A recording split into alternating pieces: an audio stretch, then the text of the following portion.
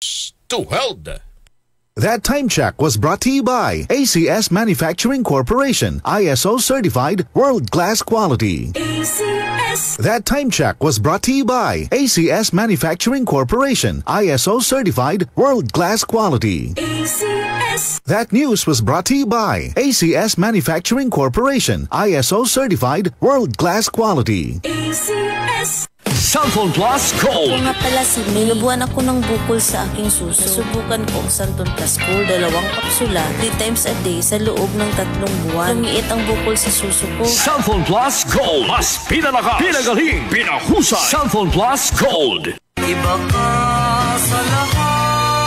Santon Plus Coffee Mix. Iba ka sa lahat. Tamang tapang. Sa lasa, panalong-panalo. Santon Plus Coffee Mix. May kape ka na, may gamot ka pa. Mabibili sa mga butika.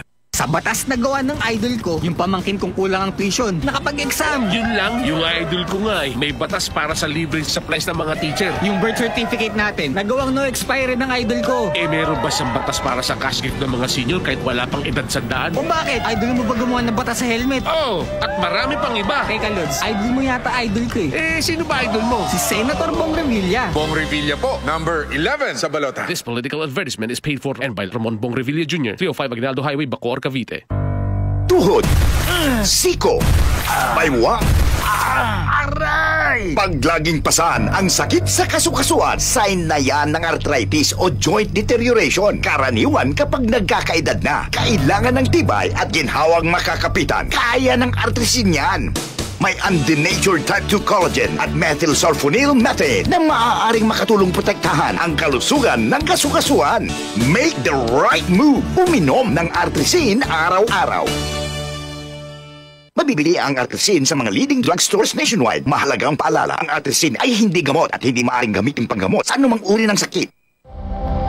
Ito ang DCXL News. 558 kHz. 6 na dekadang maaasahan sa balita at serbisyo publiko.